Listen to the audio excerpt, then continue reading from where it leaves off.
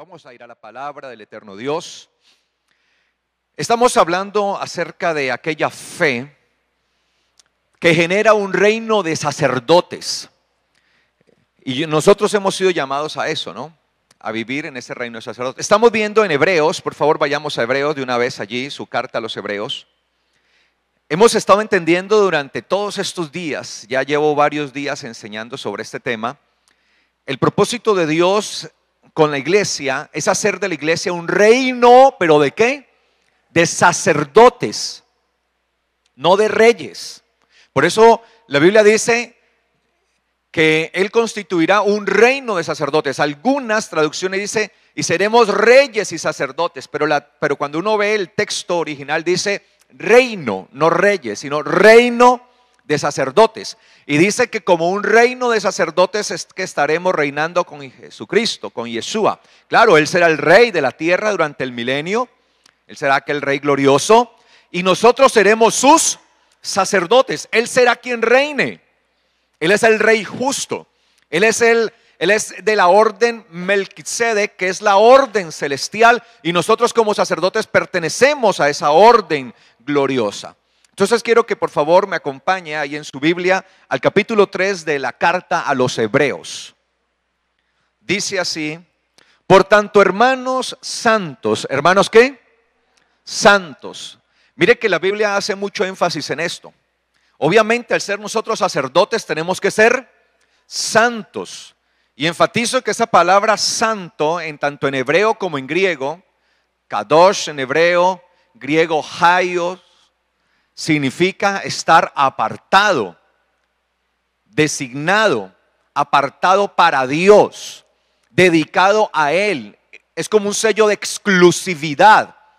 Entonces nosotros como iglesia somos santos de Dios, somos santos de Él, exclusivos de Él, apartados para Él, no de Él, sino para Él.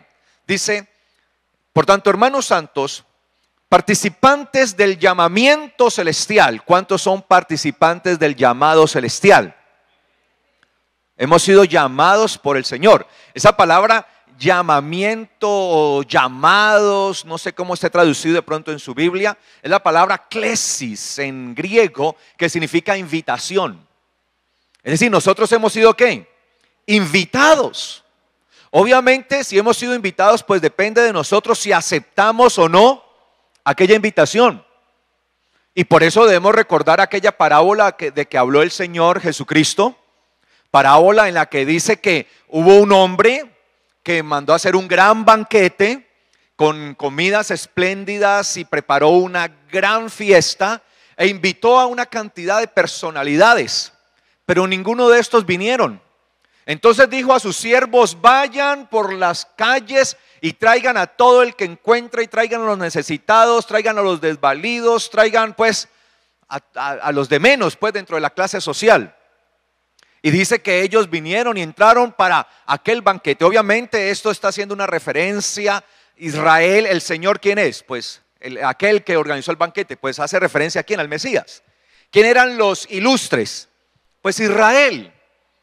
¿Y quién eran los desdichados, los necesitados? Los gentiles. Ahora también podemos ilustrar esto. ¿Quiénes eran los ilustres? La clase religiosa de Israel.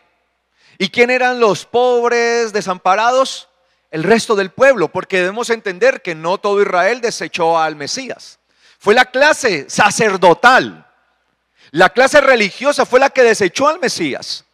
Pero usted ve que de lo despreciado del mundo, como dice la Biblia, de lo menospreciado, de lo vil y menospreciado, has tomado para avergonzar ¿a quiénes? A los sabios. ¿Y quiénes se consideraban los sabios? Pues los sacerdotes, la clase sacerdotal, aquellos grandes escribas, aquellos fariseos, aquellos saduceos que estaban allí, que tenían todo ese conocimiento. A ellos se les había entregado el administrar la palabra, pero la estaban administrando para su propio beneficio. Y de aquellos menos instruidos, poco instruidos, fue que el Señor escogió, y eran judíos. De hecho, los primeros convertidos al Mesías, que aceptaron que Yeshua era el Mesías, eran judíos.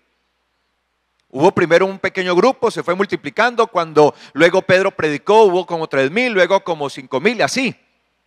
Entonces podemos entender la parábola de esa manera, ¿no? Entonces se hace una invitación. Y esa invitación va el que desea. Está abierta la invitación hasta el día de hoy. Todo el que desee, dice, vengan y beban gratuitamente del agua de la vida. Hay una invitación, vengan y entren. Entonces nosotros hemos sido llamados, hemos sido invitados a participar de lo celestial, de las cosas del cielo, a participar desde ahora.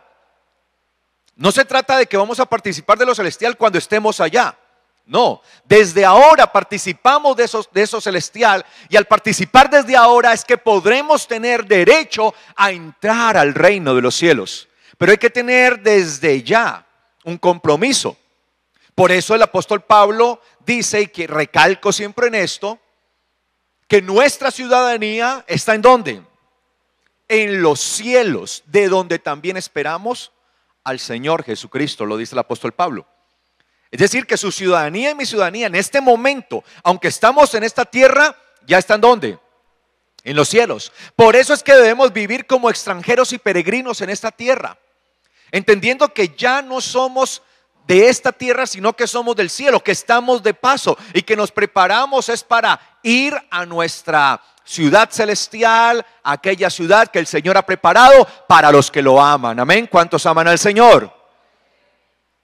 Tiene preparado, y hay una invitación abierta. Y dice acá, consideren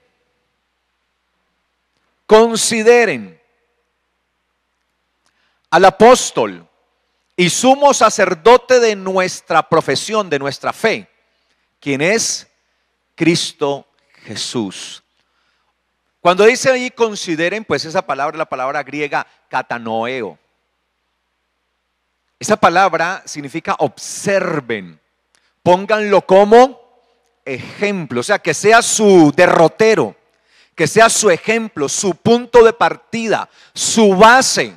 Observen, pero no hay que observar a cualquiera. El ser humano necesita modelos. De hecho, para construir nuestro modelo de pensamiento, el modelo de pensamiento se construye a partir de otros modelos que vemos. Todos tenemos esa influencia. Y obviamente nuestro modelo debe ser uno y único. ¿Y este modelo es quién? El apóstol y sumo sacerdote de nuestra fe. ¿Y quién es? Jesucristo. Él debe ser el modelo a seguir. Y a Él debemos observar. Debe ser el punto de referencia. Por eso la palabra dice, puestos los ojos en Jesús, el autor y consumador de la fe. Allí debemos tener puestos los ojos. Por eso el Señor Jesús dijo, ninguno que ponga su mano en el arado es apto para arar después de haber puesto su mano en el arado y voltear a mirar para otro lado.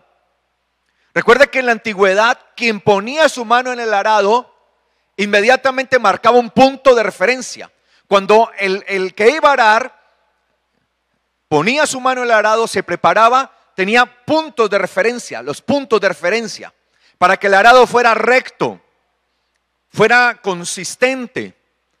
Y ahí tenía que hacerlo. Entonces él iba allí, guiando las yuntas, los bueyes allí para ir haciendo ese arado, pero no podía dejar de ver el punto de referencia, no podía dejarlo de ver, porque si en algún momento volteaba a mirar para otro lado, se descuidaba, cuando volviera a fijar su mirada, lo más probable es que perdiera el punto de referencia, porque habían varios puntos de referencia dependiendo del arado, y se podía equivocar, entonces podía tomar otro punto de referencia, y cuando llegaba al de allá, era el equivocado, y había que volver a arar, y todo ese trabajo se habría perdido.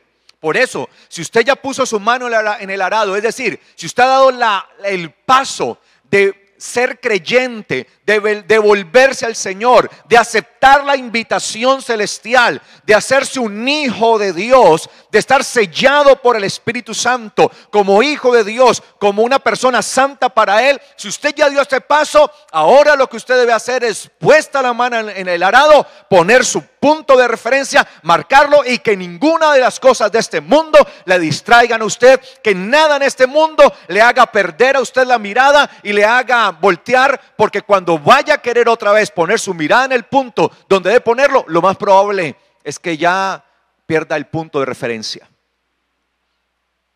Estamos llamados a tener un punto de referencia, y ese punto es Yeshua. Él es el autor de nuestra fe. A Él seguimos, no podemos dejar de verle a Él. Él es el punto de referencia, y si llegamos a ese punto de referencia, podremos llegar al Padre Celestial. Por eso dice, nadie viene al Padre si no es por mí, dijo Yeshua. Él es el punto de referencia. Amén. Entonces dice acá el autor de la carta a los Hebreos,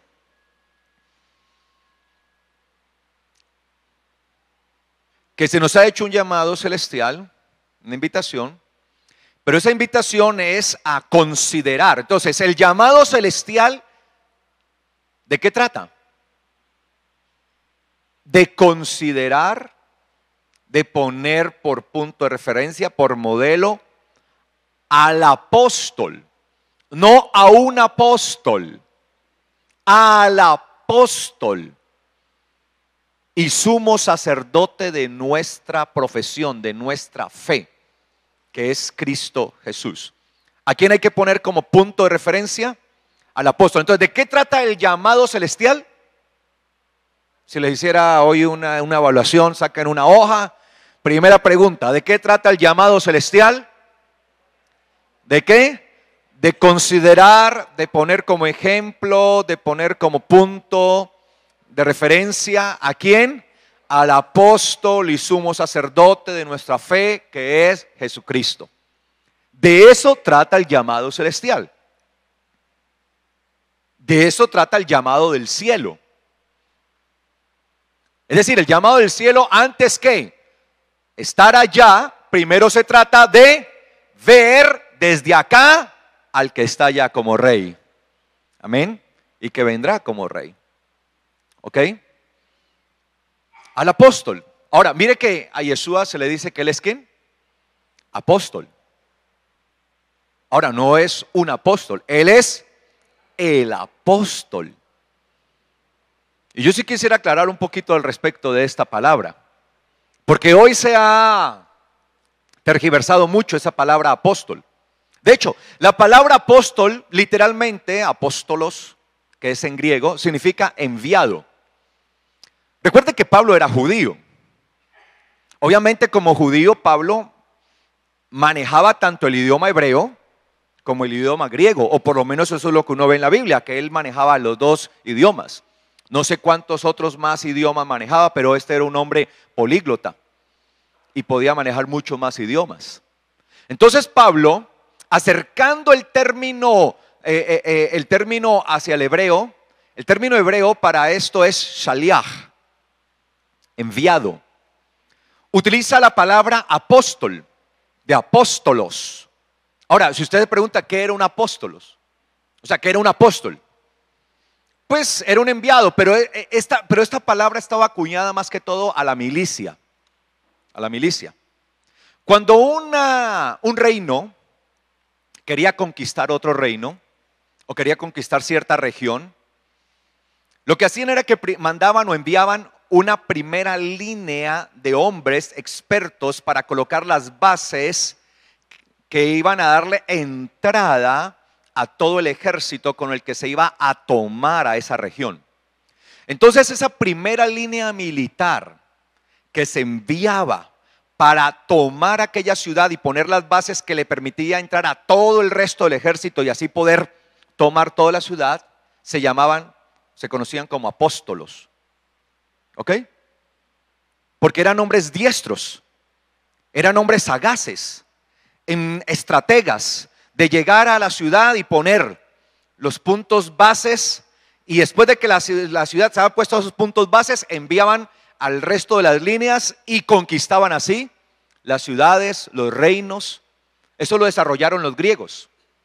Entonces a los primeros que se enviaban era a ellos siempre. Eran las primeras líneas, los enviados, los apóstolos. Entonces la palabra apóstol significa enviado. Ahora, entendemos que era un enviado que tenía una capacidad de poner unas bases. Entonces, ¿qué es un apóstol hoy en día? La pregunta es, ¿hay apóstoles hoy en día, sí o no? Sí. Un apóstol es aquel que tiene la capacidad de colocar la base y el fundamento, que es Jesucristo, en una región donde jamás nunca se ha predicado el evangelio. Por ejemplo, yo tuve la oportunidad en mi vida una vez, solamente lo he hecho una vez, de ir a una región, a cierta región que jamás nunca había llegado el evangelio. Era la primera vez que el evangelio llegaba a ese lugar. Y llegamos y dejamos establecido el evangelio y se dejó establecido una comunidad cristiana allí. Y esa región hoy prácticamente el 100% es creyente. Y Dios me permitió a mí ser quien encabezara y liderara eso. Digamos que allí yo hice una función ¿de qué? De apóstol. Porque fui y puse un fundamento. Por eso Pablo defendía su apostolado. Porque él decía, yo no edifico donde otro ¿qué? Ya ha edificado, ha puesto el fundamento. No. Porque es que no puede decir alguien que es un apóstol en un lugar o en una región donde ya el evangelio se ha predicado. Porque lo que está haciendo es construir donde otro ya ¿qué? Construyó. Aquí a Cali llegaron en su debido momento apóstoles que fueron los que colocaron el cimiento de la palabra. Y sobre esos cimientos es que otros seguimos ¿qué? Construyendo. Entonces un apóstol verdadero es aquel que tiene como su profesión o su ministerio, digámoslo más que profesión, su ministerio, ¿sí? Establecer iglesias donde jamás, nunca ha llegado el evangelio. Y alguien dirá, ay pastor, pero entonces ya no pueden haber apóstoles, porque yo creo que el evangelio ya se ha regado por todo el mundo. No, todavía falta, nada más los países musulmanes, islámicos. Entonces a mí me gustaría ver a todos aquellos que se autoproclaman y dicen ser apóstoles y lo reclaman, yendo allá. Si tienen el don, porque es que recuerden que aquellos apóstoles tenían ¿qué?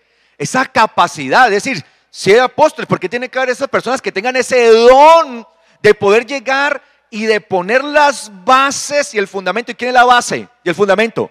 Jesucristo. Entonces de poner, por ejemplo, ir a Irán y colocar en Irán, en ese país, que la base y el fundamento es Yeshua. Ahí es donde uno se da cuenta si verdaderamente es o no es apóstol la persona. Pero yo veo una cantidad de apóstoles hoy que nunca han salido de su iglesia ni de su ciudad, pues. Nunca han salido de su ciudad y son apóstoles. Y si han salido es porque los han invitado a otras ciudades donde ya el evangelio de hace rato está. Pero cuando uno les dice, muéstreme sus credenciales como apóstol, muéstrame cuántas ciudades, regiones o países en los que jamás nunca se ha predicado el evangelio, usted puso el evangelio y se puede dar fe que fue usted quien puso el evangelio del fundamento, la mayoría dejarían de ser inmediatamente apóstoles. No estoy diciendo que con esto que no haya, sí los hay. De hecho, a estos apóstoles se les llamó en su mayoría misioneros. Mal nombre. Sí, pues el que llevaba una misión. Claro, los apóstoles llevaban una ¿qué? Una misión, establecer que el fundamento. Pero sí, claro, aquellos primeros que llegaron, por ejemplo, a la ciudad de Cali, que se les llamó misioneros, esos fueron ¿qué? Apóstoles. ¿Ok? Y si lo vamos a entender desde el punto de vista bíblico, pues Yeshua es el gran apóstol. Por eso Jesús le dijo a sus discípulos, como el Padre me envió, el enviado, ¿yo qué? Los envío, vayan y prediquen este evangelio en todo el mundo. Claro, les correspondía ir a poner ¿qué? Los fundamentos. Ahora, ¿quién trajo el fundamento a la tierra?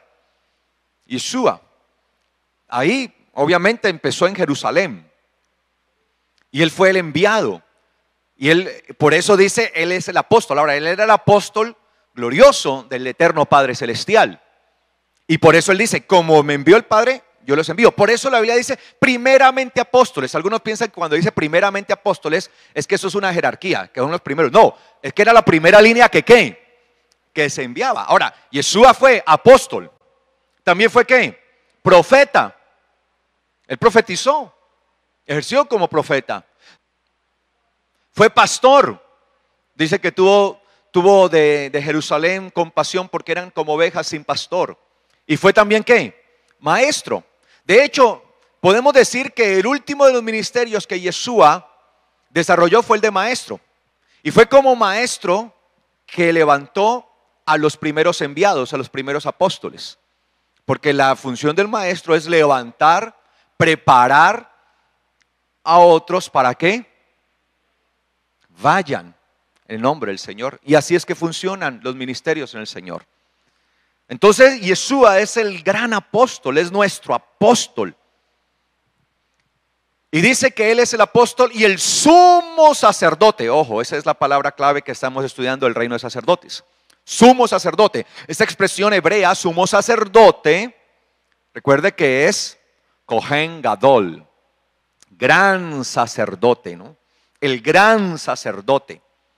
Porque recuerde que el sacerdocio estaba compuesto por ejemplo, hablando del sacerdocio levítico, de los levitas, los sacerdotes y los sumos, o el sumo sacerdote.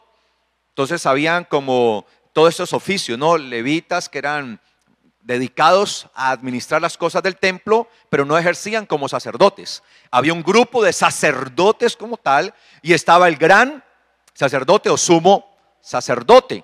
Ahora recuerde que la palabra Cohen en hebreo significa el mediador, el que representa, el que presenta sacrificios por otro. Entonces eso es lo que hacía el Cohen, el sacerdote. Ahora, esto mucho más lo hacía ¿quién?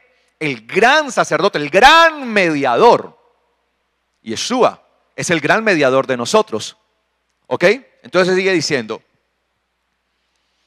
al sumo sacerdote de nuestra profesión, es decir, de nuestra fe. ¿Quién? Cristo Jesús. Yeshua el Cristo, Yeshua el Mesías, Yeshua el ungido. De hecho, esa palabra ungido para Yeshua se puede entender como el ungido que es el Mesías. Pero también el mismo sacerdote era ungido, era Mashiach. Si nosotros vemos en Levítico 4:3, dice, hablando de los sacerdotes, ¿no? Hablando de la clase sacerdotal levítica, del orden levítico, no del orden Melquisedec, que es un orden superior, que es el orden del cielo, del cual Yeshua es el sumo sacerdote. Dice, si el que peca es el sacerdote ungido, si el que peca es el ¿qué? En su Biblia dice ungido, ¿sí o no? Ungido. Y cuando usted lee en hebreo, que usted va allí a leer en hebreo, literalmente dice Cohen Mashiach, sacerdote ungido, Mashiach.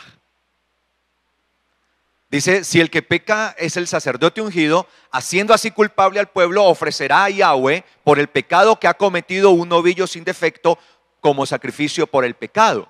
Entonces recuerde que esta era la debilidad que tenía el sacerdocio levítico, que quienes lo representaban eran hombres con naturaleza ¿qué? Pecaminosa, que tenían que presentar sacrificios por ellos y por el pueblo. Esa era la deficiencia que digamos que tenía el sacerdocio levítico, pero hay que entender que el sacerdocio levítico era una sombra, era un tipo del verdadero sacerdocio que habría de depositarse en la tierra. Sacerdocio que ha existido desde siempre, pero que es necesario que se ponga ahora sobre la tierra. Sacerdocio que va a llegar a su clímax cuando esté el rey justo acá y nosotros como su pueblo estemos con él ejerciendo como sus sacerdotes. Entonces al sacerdote se le conocía como el ungido también, el Mashiach, el ungido. La palabra Mashiach en hebreo, Mesías, Cristo en griego, pues es sencillamente ungido, escogido. Ahora, el ungido, ¿cómo se ungía? Con aceite. ¿Cómo escogía? Con aceite. Se vaciaba el aceite sobre la persona y pues así se decretaba o se declaraba a esa persona expresamente para ese oficio. ¿Ok? Entonces sigue diciendo acá en Hebreos, dice, versículo 2, el cual es fiel a lo que constituyó. Y Yeshua es el único que puede permanecer, ¿qué? Fiel. Como también lo fue fiel Moisés en toda la casa de Dios. Es decir, mire que Moisés es un tipo, una sombra, una figura ¿de quién? Del Mashiach, del Mesías. ¿Ok? Es un tipo. Dice que Moisés fue fiel en la casa. Ahora, ¿cuál era la casa? ¿Cuál era la casa? ¿Sería solamente el tabernáculo que Dios le mostró a Moisés que hiciera? ¿O se refería a esa casa que era Israel? Eso fue lo que Israel no entendió, que la casa eran ellos. Por eso el Señor le había dicho a Israel, ustedes me serán un ¿qué? Reino de sacerdotes. Y yo los he levantado, los he elevado y los he traído hacia mí en alas de águila. Mire, los he traído, la invitación, ¿no? Los he traído hacia mí, los he invitado a que suban, a que vengan. Pero dice la Biblia que ellos no fueron fieles a ese llamado. ¿Ok? Entonces dice acá que Moisés fue fiel en cuanto a eso que era sombra y tipo. Obviamente Yeshua es fiel a lo que es hoy y ha sido siempre. Y dice acá, ahora, si Yeshua es fiel, ¿a cuál casa? A nosotros, lo vamos a ver más adelante. Dice acá, porque de tanta mayor gloria que Moisés es estimado digno cuanto mayor honra que la casa tiene el que la hizo.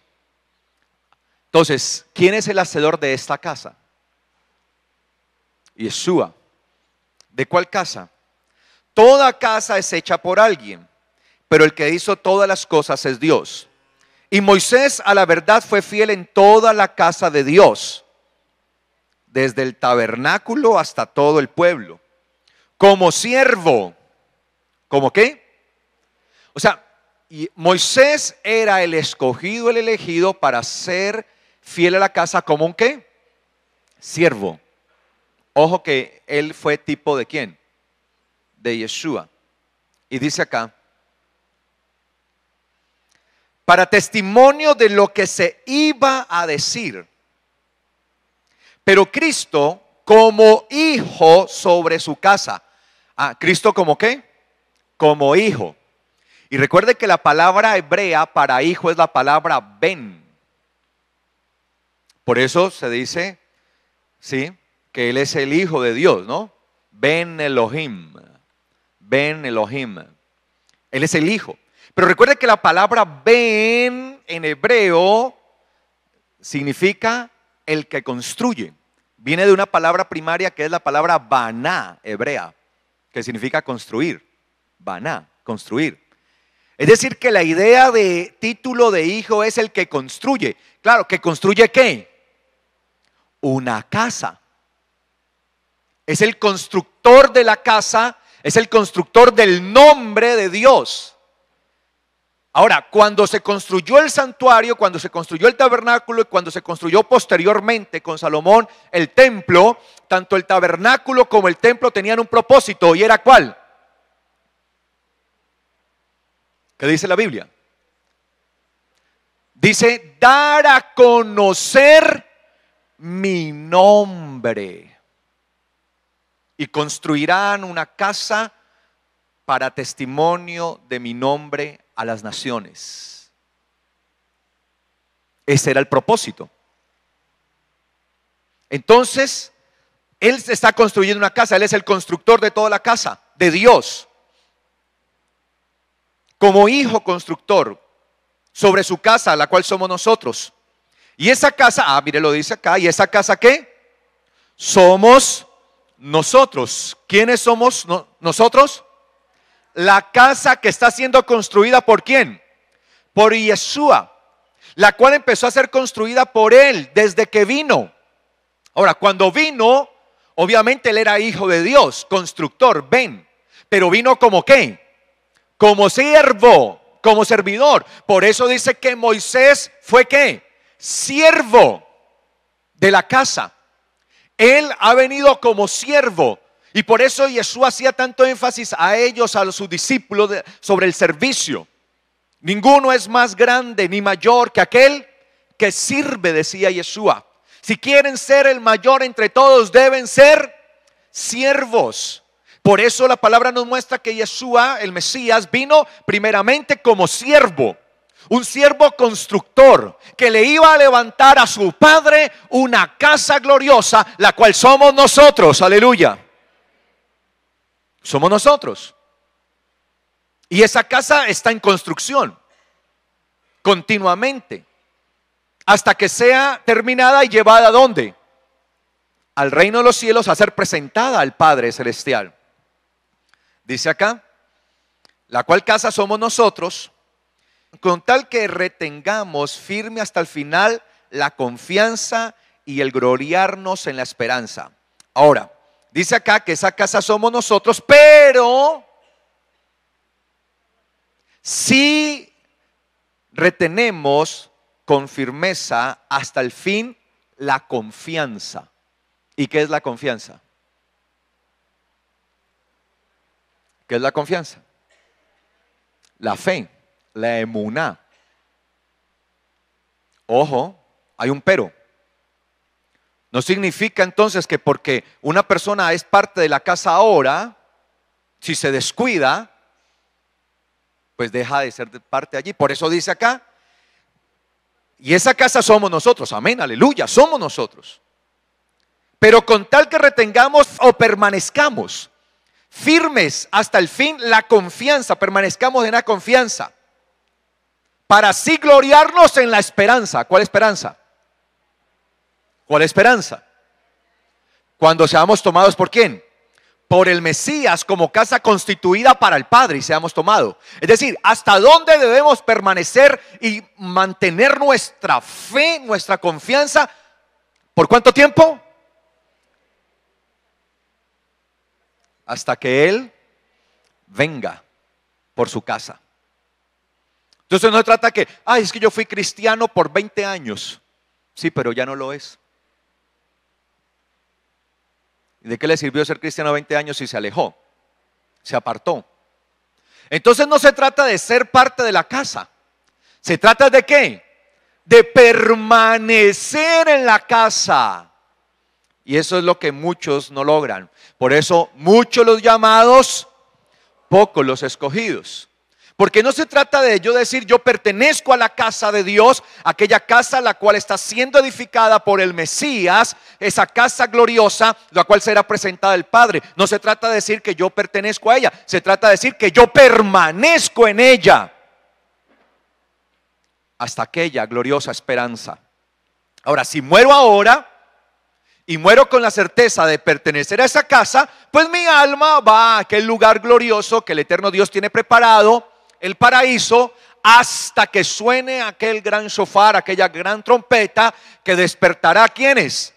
A los que durmieron o murieron ¿en quién? En el Mesías, que hacen parte también ¿de qué? De esa casa gloriosa. Pero mientras tengamos vida, tenemos que luchar y luchar contra los apetitos de esta carne, contra las cosas del mundo, por permanecer en la casa, porque continuamente vamos a estar siendo seducidos para dejar la casa, para salir de la casa, para dejar de ser parte de ese reino de sacerdotes que el Señor está levantando. Amén. Gloria a Dios. Dice el versículo 7. Por eso, como dice el Espíritu Santo, el Espíritu Santo de Dios que está en nosotros, nadie puede escuchar la voz de Dios si no tiene Espíritu de Dios. Y esa voz es su palabra. Porque la palabra de Dios, su ley, sus mandamientos, su Torá, dice la Biblia, es espiritual. Y solamente teniendo el Espíritu de Dios podemos acomodar lo espiritual a lo espiritual. La Biblia dice, la ley, la Torah es espiritual, lo dice Romanos. O sea, lo dice Pablo en su carta a los Romanos. ¿Por qué muchos no entienden la Torah? Por eso. ¿Por qué muchos desprecian la Torah? Por eso. Porque es espiritual. Y una de las evidencias que una persona está llena y plena del Espíritu Santo es cuando se acomoda a la Torah. Pero aquellos que resisten la Torah no tienen el Espíritu Santo. Porque la Torah es espiritual. Es igual, la Torah es igual a la esencia de aquel que la originó. Y la Biblia dice, Dios es espíritu. Por lo tanto, la Torah es espiritual. Por eso Pablo dice, por eso esa dualidad, ¿no? Dice, lo que quiero hacer no lo hago y lo que no quiero hacer eso termino haciendo, pero el querer está en mí, pero no, esta carne, ¿quién me librará de esta carne? ¡Ah, miserable de mí! Habla en esos términos, ¿no? Mostrando esa lucha. Pero cuando prevalece en nosotros el Espíritu de Dios, entonces Él nos acerca a lo espiritual, como dice Pablo en Corintios. Mas el espiritual se acomoda siempre a lo espiritual. Mas el espiritual se acomodará siempre a lo espiritual. Pero el natural, no, porque no entiende estas cosas y aún para él son locura. Eso de la Torah, eso de la ley, eso de los mandamientos, eso ya quedó atrás, eso era pasado. Evidencia que no tiene el Espíritu Santo. Y solamente pueden oír el Espíritu Santo los que lo tengan. Porque el Espíritu Santo no grita, Él habla a nuestra vida. Es el Espíritu de Dios, es el testimonio de Dios en nosotros. Dice acá, obviamente el Espíritu de Dios escribiendo la palabra de Dios en nuestros corazones. Porque recuerde, ¿quién escribió la ley, la Torah? Dice que la ley, la Torah fue escrita ¿por qué? Por el dedo de Dios. ¿Y qué dijo Yeshua? ¿Que quién era el dedo de Dios? El Espíritu Santo. Yeshua lo dijo. Que el Espíritu Santo era ¿qué? El dedo de Dios. Entonces, ¿quién escribió? Entonces, ¿por medio de qué escribió el eterno Dios la Torah?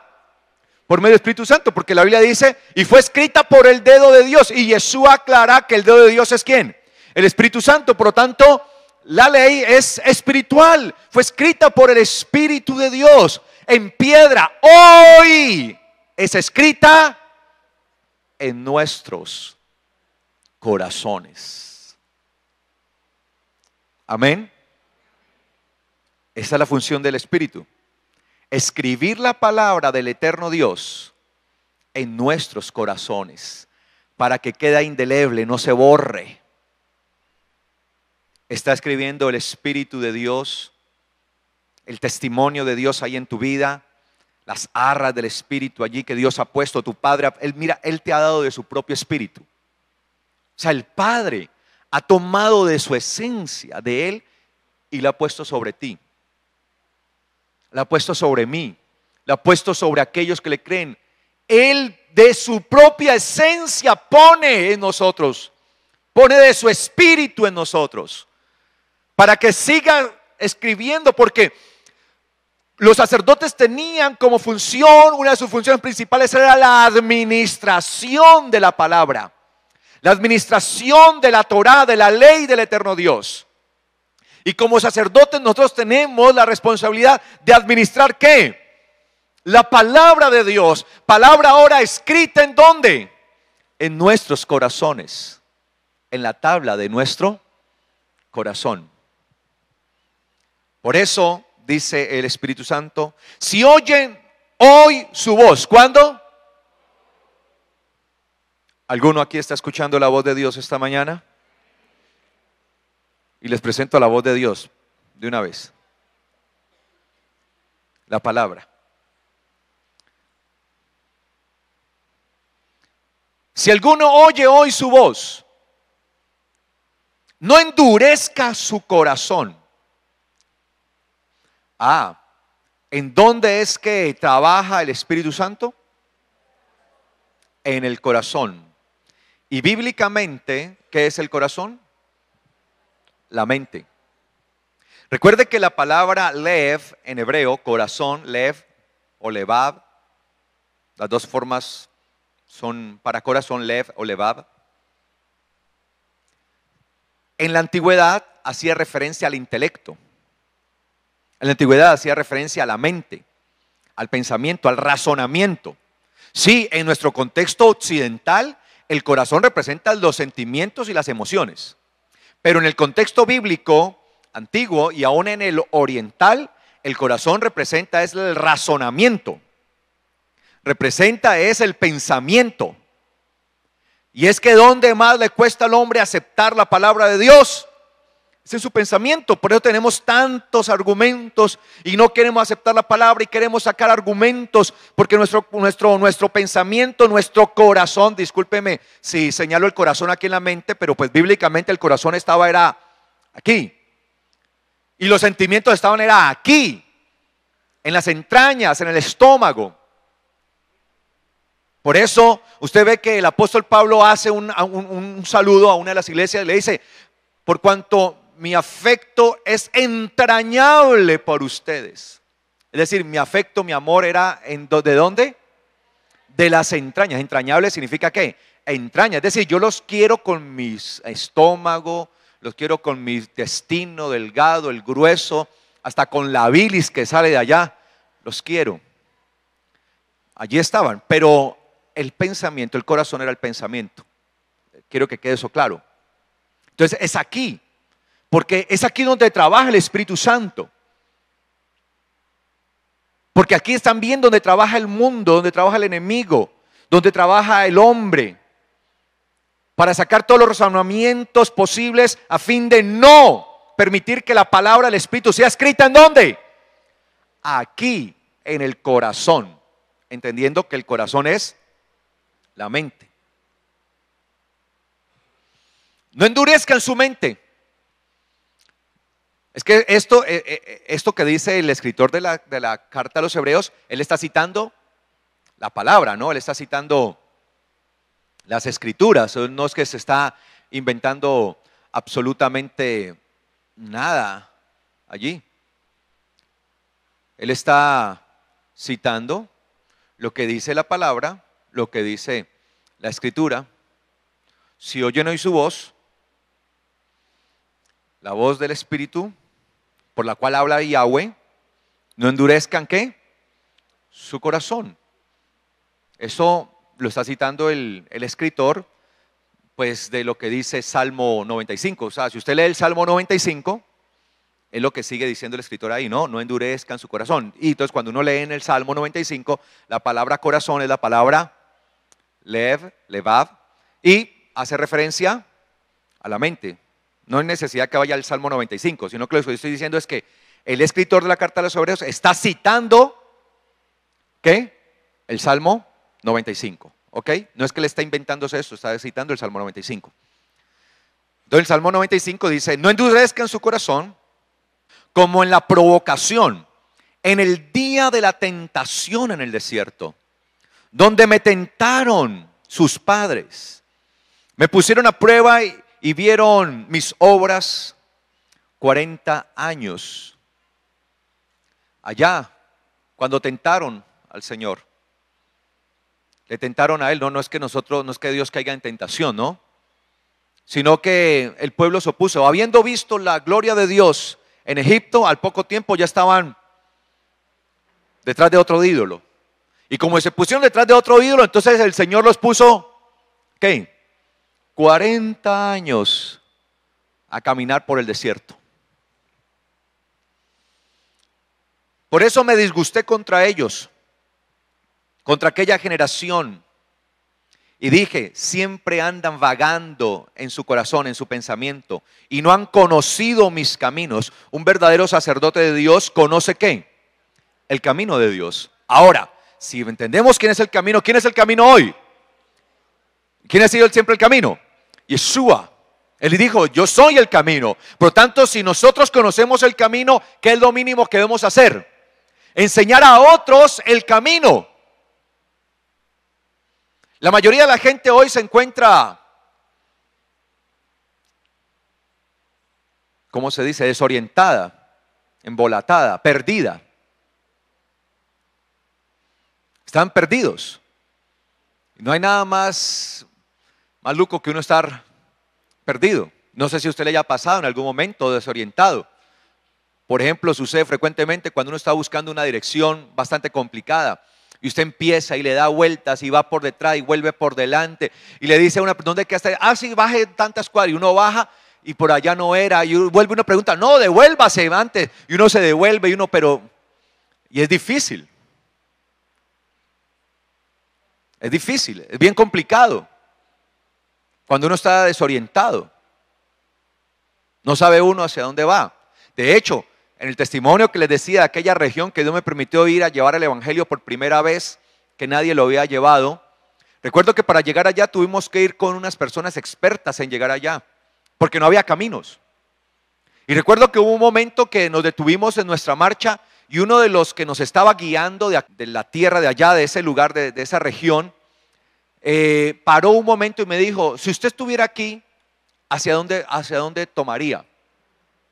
Dios mío, yo volteaba a mirar y yo, eran llanos y llanos y llanos, y hacia donde uno veía no había ni una montaña, no había nada para uno guiarse. Yo le dije, no, estoy totalmente perdido, vamos hacia allá. Yo, ni idea. La gente hoy está perdida y necesita la gente que aquellos que conocen el camino se lo muestren. Le muestre esto a la gente. Nosotros tenemos que mostrarle a la gente el camino. Y dice acá, no han conocido mi camino. Lo primero que se le demandó a Israel, siendo que Dios les había dicho, ustedes me serán un reino de sacerdotes, yo los he llamado a ustedes y los he traído sobre alas de águila y me serán un reino de sacerdotes, ustedes serán mi preciado tesoro. Lo primero que ellos tenían que hacer era conocer el camino de Dios. Sin embargo, no lo habían conocido durante ese tiempo. Él se había mostrado con gran poder, con grande gloria, y no lo habían conocido. Y los verdaderos sacerdotes de Dios, aquellos que hacen parte de la casa de Dios, con los que están construyendo un reino sacerdotal para Dios, deben conocer el camino, pero no solamente conocerlo, sino darlo a conocer. Ahora, yo no puedo dar a conocer nada de lo que yo no conozco. Si yo no conozco el camino, no podré guiarle a otro el camino. Y por eso dice la palabra, un ciego no puede guiar a otro ciego porque ambos se van al abismo. Una persona que no conozca el camino no le puede indicar a otro el camino porque ambos terminarán perdidos. Estarán sencillamente improvisando. Y el llamado a nosotros es a conocer verdaderamente el camino. Un conocimiento total del camino y aquel camino de Yeshua. Y hemos sido llamados a conocerle a Él. Por eso Pablo dijo, me propuse entre ustedes, dijo el apóstol Pablo, una sola cosa. Conocer a Yeshua, a este crucificado, a este levantado. A este. Me propuse solo una cosa. Y las demás cosas las tuve por basura. Propóngaselo en el nombre del Señor. Un verdadero hijo de Dios debe proponerse a conocer aquel que es el camino. Es Yeshua. En nosotros está el verdadero hijo de Dios, el verdadero creyente, el verdadero cristiano, el verdadero sacerdote de Dios, aquel que pertenece a la casa de Dios, aquel que tiene su ciudadanía en el reino de los cielos, tiene un objetivo principal en su vida todos los días, y es el conocimiento supremo de aquel que es Rey de reyes y Señor de señores, del gran sumo sacerdote, nuestro apóstol de vida, el que nos da la salvación, Yeshua el Mesías. A Él sea la gloria por los siglos de los siglos. De Él tenemos que conocer. De Él es el punto de referencia, el punto de partida. A Él sea la gloria por siempre. A Yeshua nuestro Señor. ¿Le estamos conociendo a Él? ¿Le estamos conociendo a Él? Sería la pregunta. Porque la única manera de poder llegar a conocer al Padre Celestial es conociendo primeramente a su Hijo. Aquel que rechace a su hijo nunca conocerá al Padre. ¿Quieres llegar al Padre? Debes llegar primeramente al Hijo. Si no llegas al Hijo, nunca podrás llegar al Padre. Él lo dijo, yo soy el camino, la verdad y la vida. Nadie, entienda esto, absolutamente nadie puede venir al Padre si no es por Él. Yo quiero llegar un día ante mi Padre Celestial, pero he entendido que la única manera posible es a través de mi Mesías y Señor, estando incrustado en Él, fundiéndome en el Mesías, metiéndome en Él, permitiendo que yo muera para que Él crezca y se levante, como dijo Juan el Bautista, que yo mengüe para que Él crezca. Es Él quien debe crecer en nosotros, amén. Y dice, tremendo esto, ¿no? Nos podríamos quedar en ese texto, solamente en ese texto. Siempre andan vagando en su corazón. O sea, ¿qué es esto de siempre andan divagando, vagando?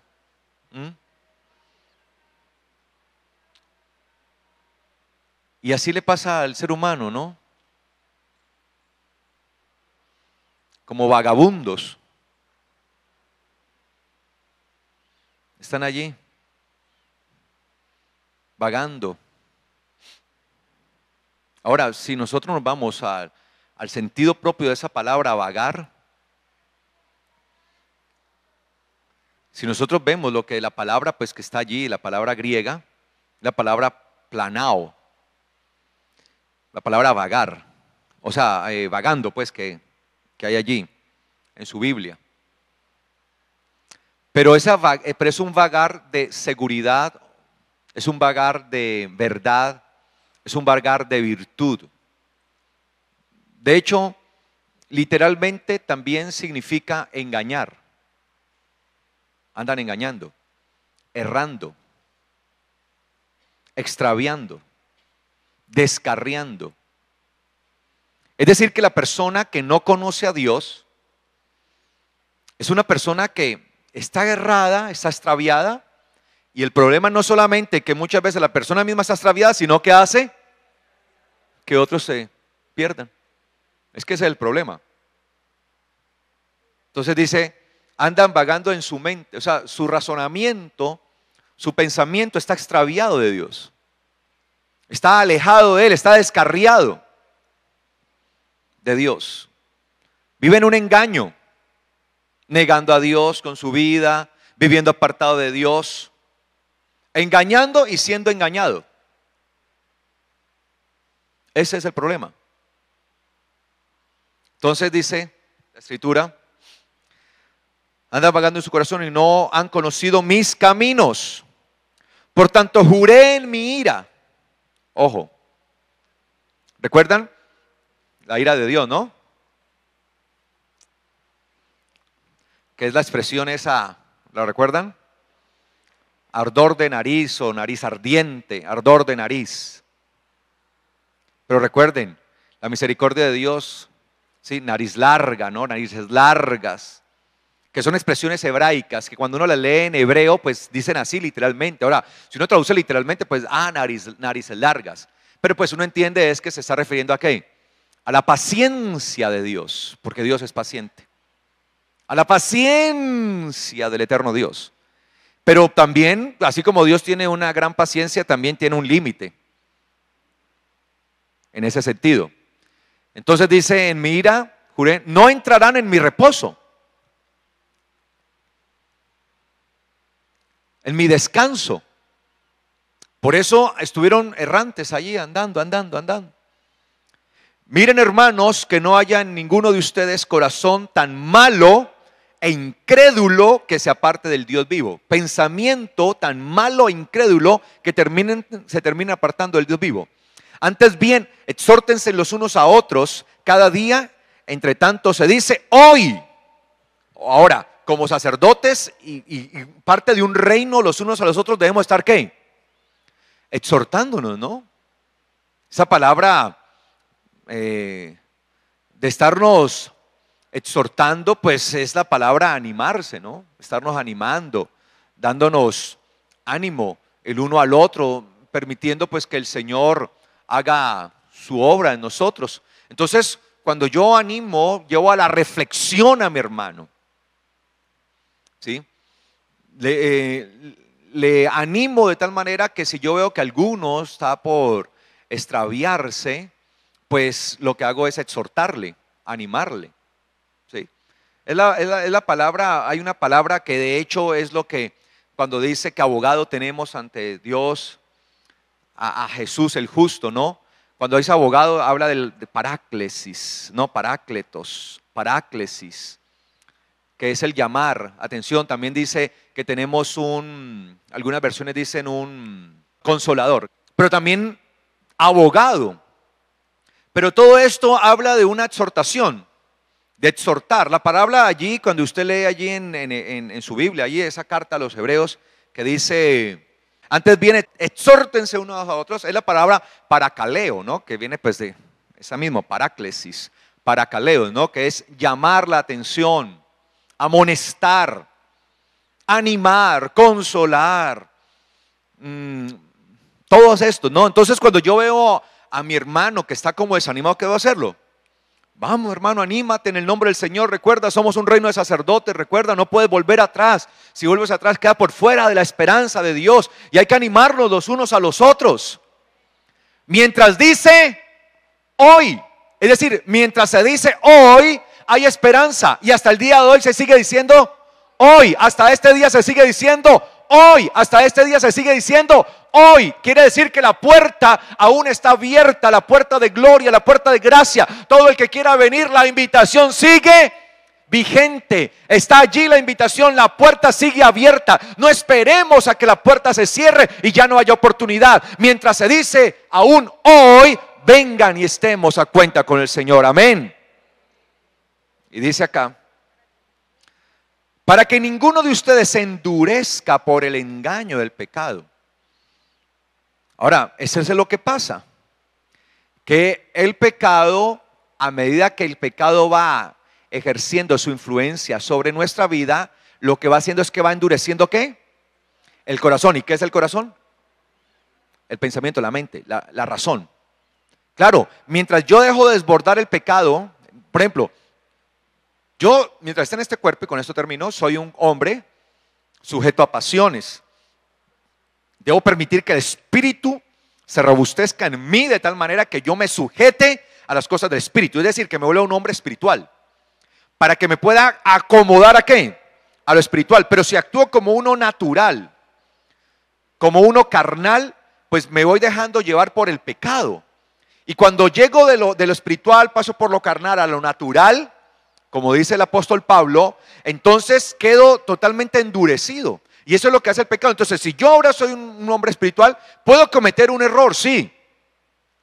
Pero inmediatamente el espíritu me alarma. Has cometido un error. Tengo a Yeshua como mi abogado y puedo pedirle a él ¿qué? Perdón, pero ¿qué debo hacer? Apartarme de ese pecado, no continuar. Pero si yo persisto en el pecado y persisto y persisto y persisto, ¿qué pasa con mi mente?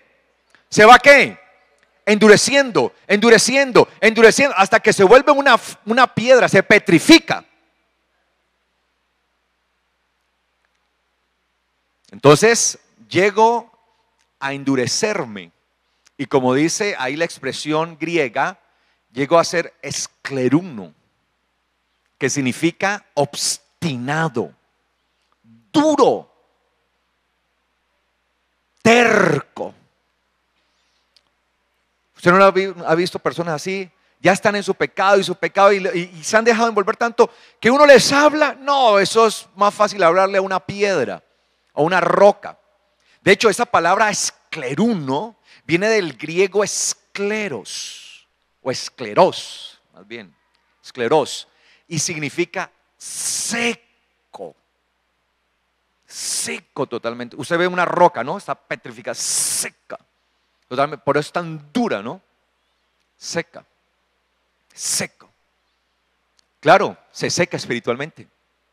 Y cuando una persona se seca espiritualmente es porque se ha muerto espiritualmente y solo vive su carne. Ahora el pecado es el que reina en ella.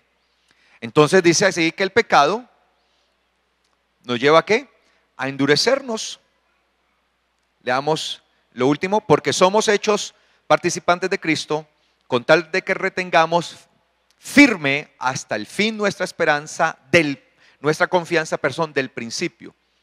Por lo cual dice, si oyen hoy su voz, no endurezcan sus corazones como en el día de la provocación.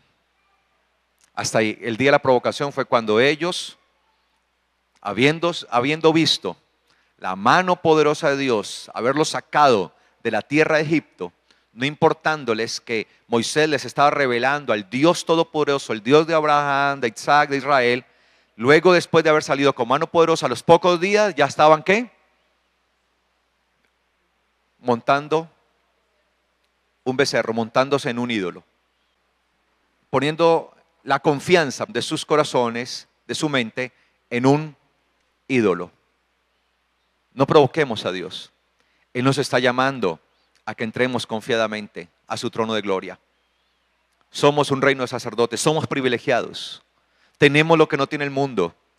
Por lo tanto, aprovechemos esto, mis amados, y vivamos en santidad, permaneciendo en la profesión, en nuestra fe, en la fe de aquel gran apóstol y gran sumo sacerdote, nuestro Señor Jesucristo. A Él sea la gloria. ¿Cuántos quieren permanecer en Él para siempre? Alábele, dele la gloria. Él vive para siempre. Amén. Estemos por favor de pies en esta mañana.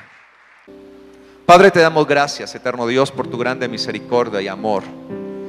Gracias porque tú nos estás llamando a vivir en aquel gran sacerdocio, siendo una casa gloriosa, siendo esa casa no construida de manos humanas, en la cual el constructor, tu Hijo Jesucristo, está trabajando, construyendo día a día. Padre, pero ayúdanos a permanecer fieles en esta casa. Permítenos, Señor, ser fieles hasta aquel día glorioso de nuestra esperanza, hasta que seamos llevados a tu reino, Padre. Queremos hoy oír la voz de tu Espíritu, que nos habla y que escribe tu palabra en nuestras mentes, en nuestros corazones. Gracias, eterno Dios. Tú eres bendito y poderoso para siempre. Gracias por la obra que haces en cada uno de mis hermanos. Obra poderosa, gloriosa, obra de bendición, obra, Señor, que no tiene par. Gracias por mis hermanos, porque ninguno de ellos, Señor, será dejado.